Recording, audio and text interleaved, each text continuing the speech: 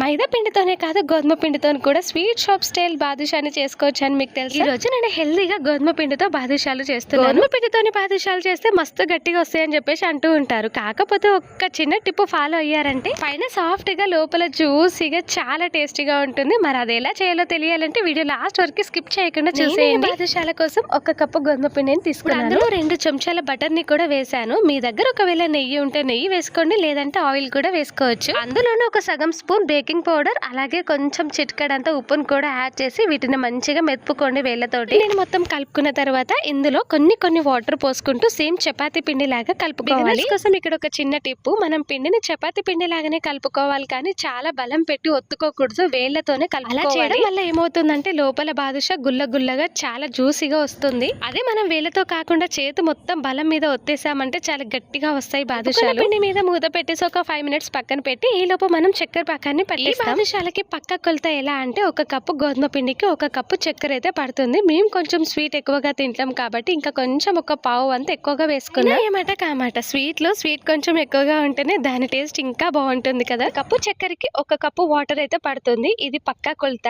ఈ పాకం కరెక్ట్ గా మనకి గులాబ్ జామ్ పాకం వస్తే సరిపోతుంది. చాలా మందికి పాకం ఎలా పట్టాలో తెలియక గట్టిగా చేసేస్తూ ఉంటారు. మాకు గులాబ్ జామ్ పాకం కూడా పట్టడం రాదు అనేవాళ్ళు ఎలా చెక్ చేసుకోవాలి అంటే షుగర్ మొత్తం కరిగిన తర్వాత ఒక 5 మినిట్స్ మరిగించండి సరిపోతుంది. చూసారా షుగర్ ఎంత మంచిగా కరిగిపోయిందో. ఇది కరిగిన తర్వాత ఇప్పుడు నేను దీన్ని ముట్టుకొని చూస్తున్నాను. నాకు కొంచెం బంకలాగా తాకడంతోనే నేను మంట బంద్ చేసి మూత పెట్టి పక్కన పెట్టేసా. అయ్యో అక్క, ఇందులో మీరు ఇలాచి వేయలేదని చెప్పేసి అంటారేమో. దీనికి ఇలాచి ఏం అవసరం లేదు. చక్కెర పాకం పట్టే లోపు మనకి పిండి అయితే మంచిగా స్మూత్ గా రెడీ అయిపోతుంది. ఇప్పుడు మనం కొద్దిగా ఉండల్లాగా తీసుకొని బాదుషా షేప్ లో అయితే చేసుకోవాలి. ఇక్కడ ఒక చిన్న టిప్ ఇస్తా బిగినర్స్ కోసం. బాదుషాల కోసం మనం పిండిని కొద్దిగా తీసుకోవాలి. ఎందుకంటే ఇందులో మనం బేకింగ్ పౌడర్ వేసాం కాబట్టి ఆయిల్ వేయడంతోనే ఇవి ఉబ్బుతాయి. అంతేకాదు ఇంకా షుగర్ సిరప్ లో వేసినప్పుడు ఇంకా లాగా అవుతాయి, సేమ్ మన గులాబ్ జామ్ టైప్ లా. బాదుషాలన్నీ కూడా ఇక్కడ నేను చూపిస్తున్న షేప్ లోనే చేసుకోనరా, అప్పుడే పర్ఫెక్ట్ సైజ్ లో వస్తాయి. ఇప్పుడు బాదుషాలు వేసేటప్పుడు ఒక చిన్న టిప్ చెప్తాను. ఆయిల్ లో వేసేటప్పుడు మంట అనేది ఎక్కువగా ఉండి నూనె కూడా ఎక్కువ హీట్ లో అస్సలు ఉండకూడదు. కొంచెం తక్కువ మంట పెట్టుకొని వేసామంటే బాదుషాలని ఈక్వల్ కలర్ లో వస్తాయి. లోపల కూడా పిండి మంచిగా ఉడుకుతుంది. మీరు ఇక్కడ ఒకటి గమనించారా, ఆయిల్ లో వేయగానే బాదుషాలు ఎంత చక్కగా పొంగాయో.